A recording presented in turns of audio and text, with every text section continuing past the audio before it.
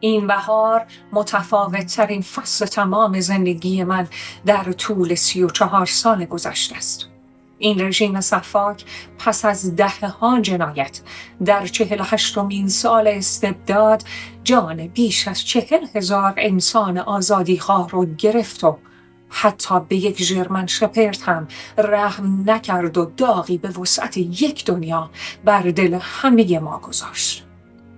و یک شبه این ورق روزگار برگشت و با به درک واصل شدن خامنه‌ای، احمدی نژاد، شمخانی، لاریجانی و مابقی قاتلین جمهوری اسلامی نور امید به رهایی بر همه ما تابید.